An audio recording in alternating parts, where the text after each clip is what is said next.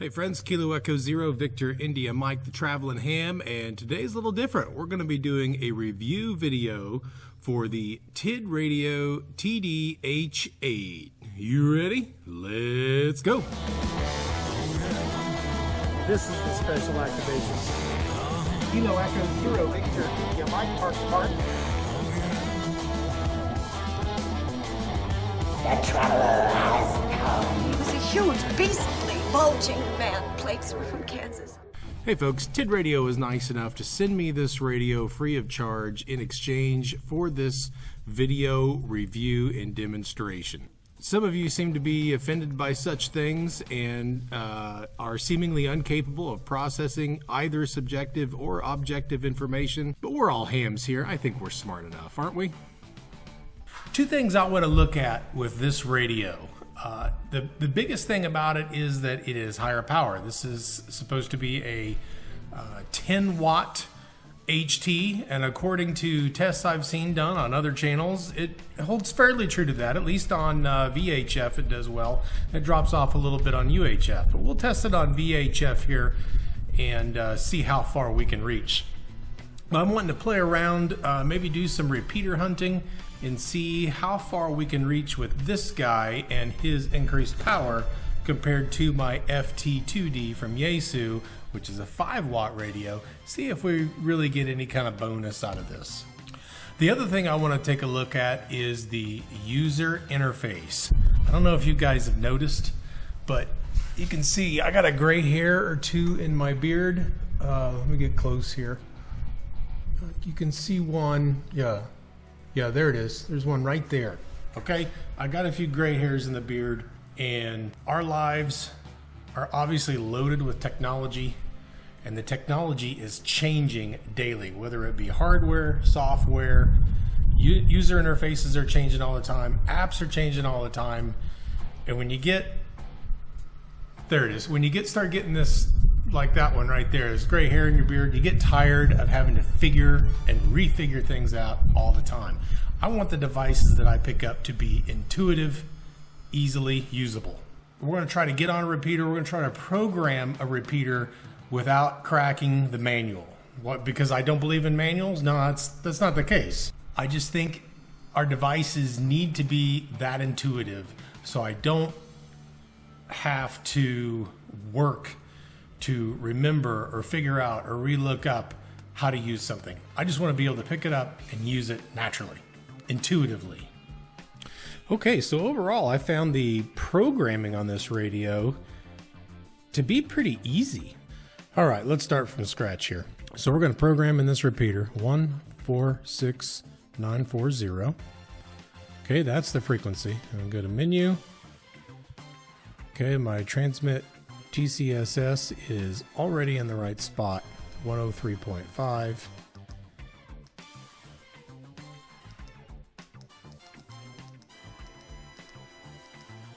Offset is 0.6. Offset direction minus. Okay, now that should give me everything I need to hit this repeater. Let's test it. Kilo Echo Zero Victor India Mike testing.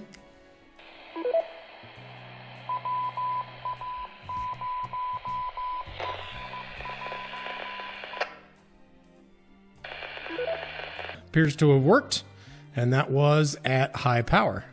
All right, so let's write that to channel. Now that I know that that works, we'll put this. I'll just pick a random channel. I'll go up to 100, and we'll program it there. So I go to menu. I'm gonna go up to 25, and we'll save that as channel.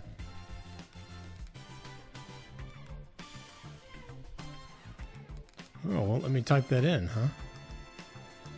Push and hold, there we go.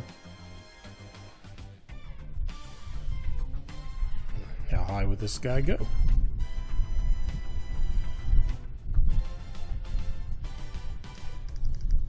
Okay. Excellent. You know, that's not the most convenient way to access a save channel button, but it's at least intuitive. It's in the menu, it's number 25. And when I'm in the menu, I can actually then type a number. Once I know it's 25, I can just type 25 and go right to it. So that's pretty good. I'm happy with that. That is now channel 100. So if I go to channel mode, I put in 30. It seems like it's got the, it had the walkie-talkie channels automatically programmed in. If I go up and go past 30, 100, there it is. Hey, that was pretty easy. Pretty good. I figured all that out. You know, an old guy like me, I figured all that out without the manual. I'm good with that. Now, one thing I haven't been able to figure out, and this is one of those silly little things, you can see on each of these buttons here, there is, you know, like a shift function. So on the 0 key, I could also change the squelch function. On the asterisk key, I can activate the scan function. The question I have is, how do I access these? I haven't figured out how, you know, is there another button somewhere that I push? Like a shift button to get those to work? I think if I hold this, I can get the scan to work.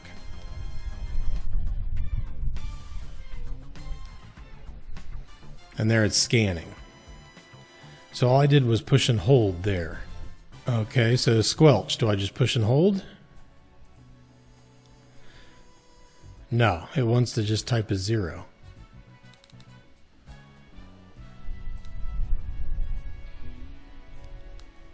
See, so I can't figure out how to access these blue buttons. I don't think it's the Bluetooth button.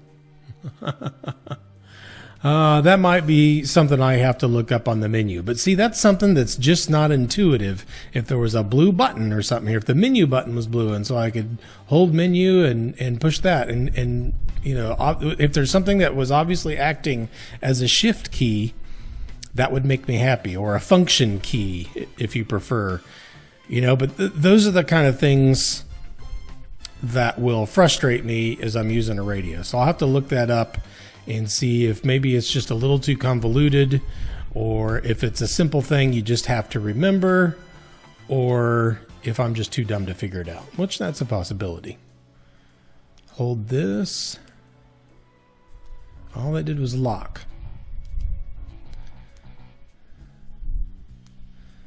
Okay, I get the lock to work. I can get the scan to work. Turn Bluetooth back off. Timeout timer.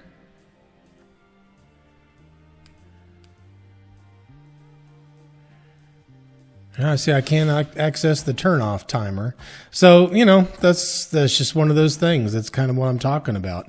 Other than that, it seems fairly intuitive. The menu selections, you know, maybe they could, you know, I might organize these a little differently, but there's 45, 46 settings. Yeah, there's a 0, so there's 46 settings. That's not too bad. And I can access squelch right there and change that easily enough. So it's not terribly convenient, but it is intuitive. There's no other menu. There's no deep menu or anything like that. It's all right there. So I like that. And then they've got 2 buttons here. That gets it in FM mode. Let's see.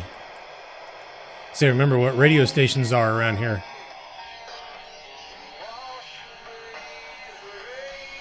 Black old sun, won't you come? Won't you go?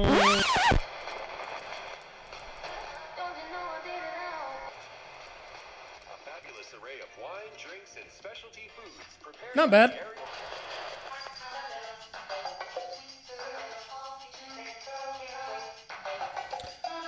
This is our annoying local station that is already playing Christmas music.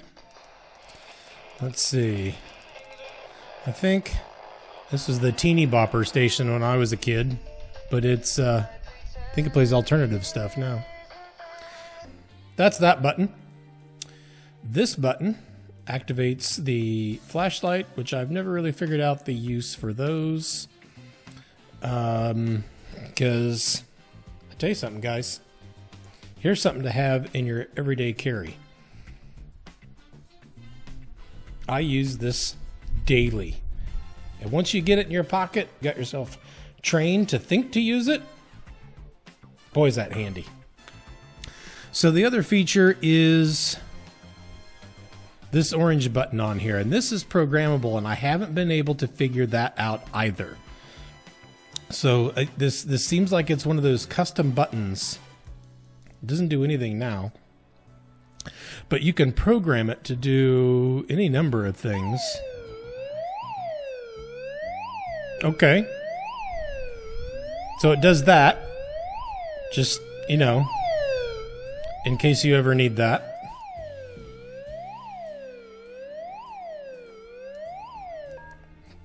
Then you have to figure out how to turn it off. See, that's that stuff I'm talking about.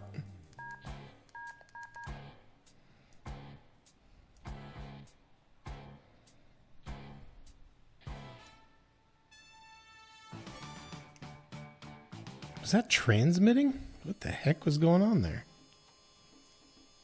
I gotta redo that.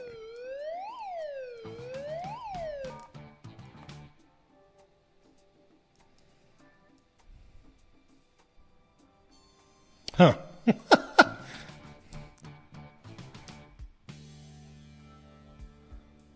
Okay, so that indicated that was transmitting on channel 5. So what I want to do now is I want to do some repeater hunting with this guy, and let's see exactly how much farther we can hit a repeater with the extra 5 watts of power on the 2-meter band. In the practical world, what is that really going to do for us? Now, a lot of people talk about how much your signal strength comes up when you add power. So when you double your power, your signal strength only comes up half an S unit, right? Well, I've got a little slightly different hypothesis after the Grand Canyon activation, and after I doubled my power, after I went from 25 watts to 50 watts, all of a sudden I reached a lot farther. As soon as I increased that power, I made it to Connecticut, whereas, you know, Illinois maybe was the farthest I've made in that direction. I made it to Alaska when before all I made it to was Idaho. So there was a pretty good difference in the distance that I covered in getting those 2 long contacts after I upped the power. So is that going to show up here as well? Let's find out. So we are located today in what would probably be considered the Travelin' Ham's home base, even though there's probably parks in Maine that I've activated more than this one. But we're at Cheney Lake State Park. I'm about 20 miles west of Wichita, Kansas. And this is where we lived before, well, not on the lake, but nearby. This is the area we lived before we sold our house and moved into the 8-ton Radio Go box. What's nice about this area, obviously it's a flat area. We got good view of the horizon in all directions, except maybe to the northwest. But there's a slew of repeaters out in this direction. Wichita is that direction. There's little towns to the north. There's little towns to the south, all the way to Oklahoma City. There's all a range of repeaters to try and hit. That'll give us a good feel. It's not like we're going to have a bunch of repeaters at 20 miles, and then all of a sudden we're going to jump to 100 miles. So we should be able to get a good feel of exactly how far we can reach with 10 watts versus how far we can reach with this 5-watt radio, with my 5-watt Yaesu. So traveling like we do, there are a number of times when the nearest repeater is a long ways away. Where we camped up north of Gardner, Montana, when we visited Yellowstone National Park, my nearest repeater was 97 miles away. So if there's a way I can reach a little bit farther with a little more power, that might really be worth something to me. And we're gonna try it with the standard stock antenna for this radio. We're gonna try it with the standard stock antenna with this radio. I also have my Arrow directional antenna that I can hook up to this radio and see if we can get out even farther. How far could I reach with this radio and a directional antenna? Well, here we go. The repeater I hit the other day in the first part of the video was about 18 miles away to my northeast. Now we're going to go 23 miles to my straight north. Should have no problem reaching that repeater up in Hutchinson with 10 watts. As long as I've got this programmed right, I feel like I've got the CTCSS codes programmed, but it still says off right there on the screen. So we'll see if this works. I might have a setting I'm missing. KE0 VIM testing. Okay, and when I push transmit, that time it did say CT when I hit the transmit button. So right now I think it's telling me that receive CTCSS is off. When I hit transmit, it showed it. So we got connection 23 miles. Whew. Okay. All right, now we're going to try the Yaesu out to our 23-mile repeater. It's on 1, 4, 6, 8, 20. I like the beeps on this one. TTCSS code was 103.5, I believe. 23 miles with the Yaesu, 5 watts, and the rubber duck antenna. KE0 VIM testing. Yeah, got it on both radios.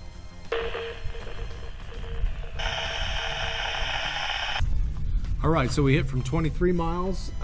Our next one is kind of off to my left here to my southeast. That's 27 miles. So we're going from 23 to 27, hitting a repeater in Hayesville. KE0 VIM testing.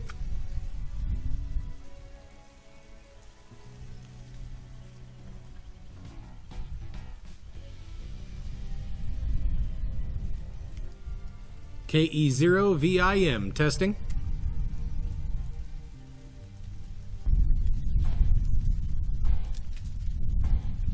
Change my position here a little bit.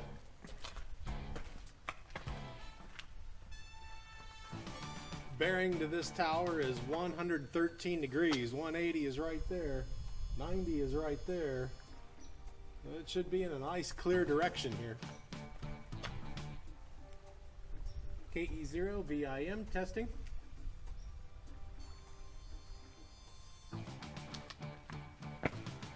Okay, well, let's try the competition.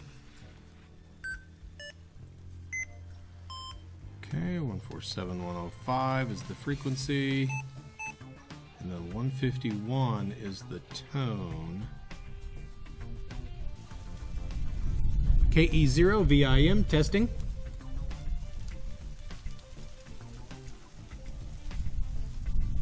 Negative. KE0 VIM testing. Nothing. Okay. Okay, so with the rubber duck antennas, I've got a virtual tie between the Yaesu and the TID radio, the 5 watts and the 10 watts, both of them reaching the 23-mile repeater and neither reaching the 27-mile repeater. Seems like if I got 23 miles with 5 watts, I should be able to get 27 miles with 10 watts. Let's get out the secret weapon.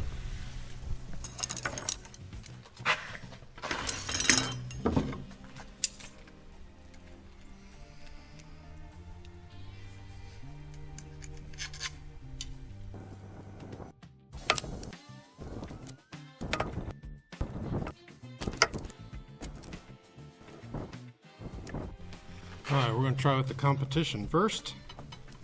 Competition. This is a significantly more expensive radio. I would expect higher performance out of this. So, we're using the term competition lightly. Okay. Alright. Alright, Hayesville, can you hear me now? KE0 VIM testing. K0RP repeater. Alright, got it with the directional. Bingo. 5 watts and a directional, we got it. Pressure's on! Wash away the rain like old sun. Alright, 27 miles, 10 watts. KE0 VIM testing. Okay. All right, next repeater is 44 miles. We're going to Derby, Kansas on their repeater. We've got the 10-watt TID radio with the directional. See how it works. KE0 VIM testing.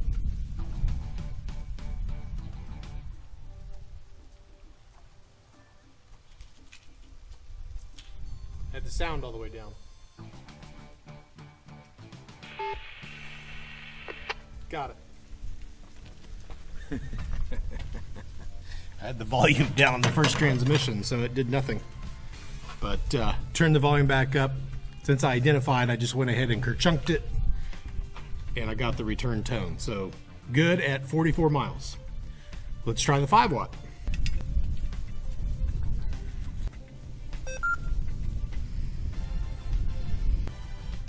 KE0 VIM testing.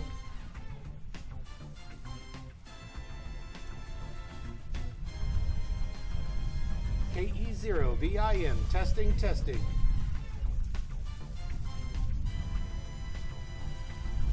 That's negative, Ghost Rider. All right, so 5 watts on the Yaesu with the directional antenna seems to have a range somewhere between 27 and 44 miles. I know my line of sight is good because I did hit it with the other radio.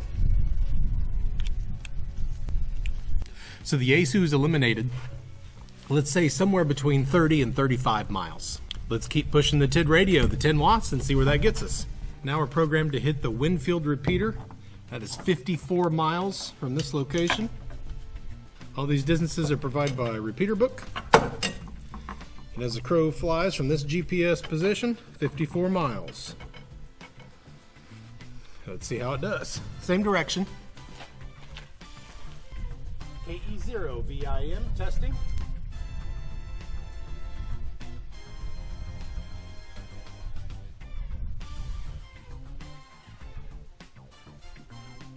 KE0 VIM testing. All right. Okay, settings are all correct for the 10 watts. So 10 watts with the directional fell short of 54 miles. So somewhere between 44 and 54. We'll say 50 miles compared to 30-ish for the Yaesu. So the power difference did show up with the 2-meter Yagi antenna. So the final verdict on the extra 5 watts, what difference does it make? Well, if there's a repeater that seems like it's just out of your area, that could very well make the difference of you hitting that repeater and not hitting that repeater. If you've got one that's 20, 25 miles away and your 5 watts doesn't hit it, 10 watts could very well be the thing that makes a difference. Yeah, in power level it doesn't make, that's the comparison people always make, is how well, what big a S unit difference it makes when someone receives your signal.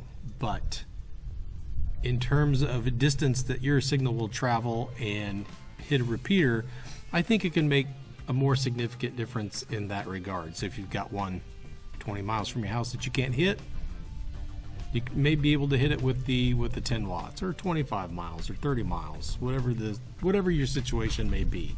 To me, I think that's the difference that power can make. And keep in mind, when you increase your range, if you increase your range just a little bit, the amount of area that you're able to hit goes up quite a bit, because it's just a little bit in every direction.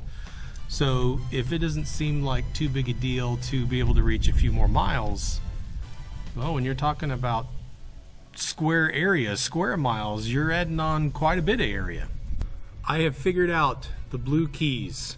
What these are quick ways to get to certain functions within the menu. So if I wanted to, let's see. Okay, I hit the menu button and it's on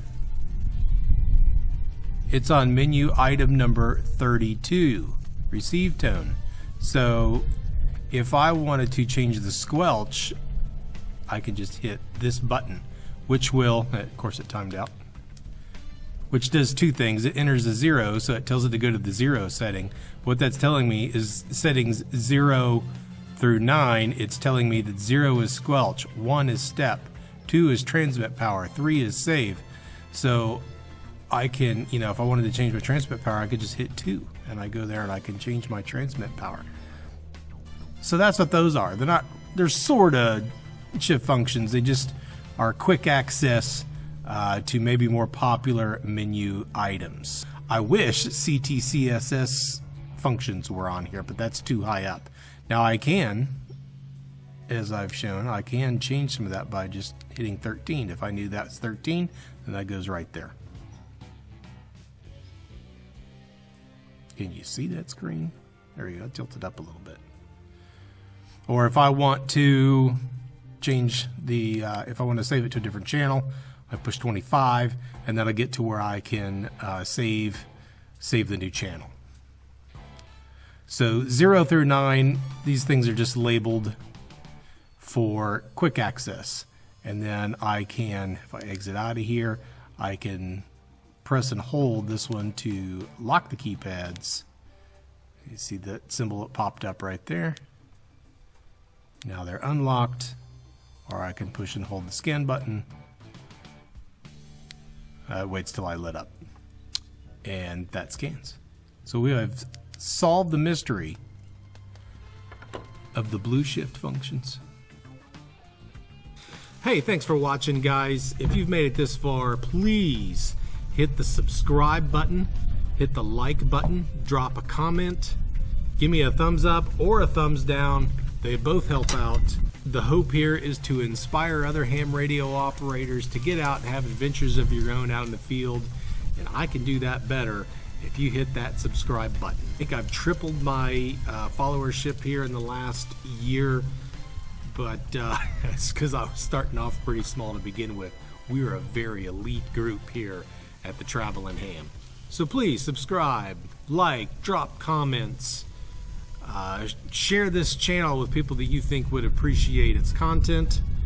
We'll continue to grow and go on many more adventures here in the future, including next year. We'll be taking off again sometime in early January and heading down to Texas and spending a few months there. We're going to be at the beach.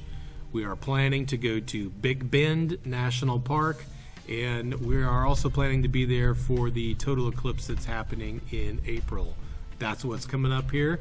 We'll have some adventures down in the Lone Star State. Thanks for watching. This is Kilo Echo Zero Victor India Mike, the Traveling Ham 7-3.